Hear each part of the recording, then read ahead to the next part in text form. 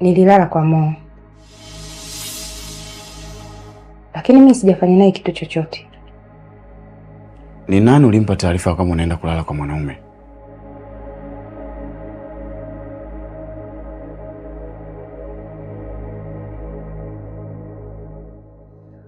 Kaka, mimi ni mtu mzima. Au sistahili kuwa na mpenzi? Oh, kumbe unaona wivu eh?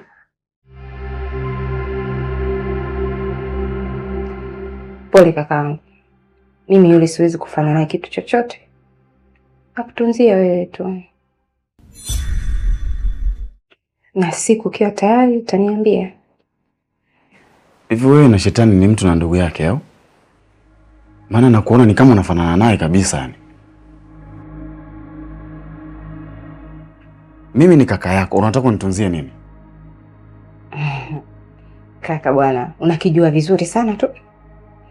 Nachunga kisije kikaingia mchanga.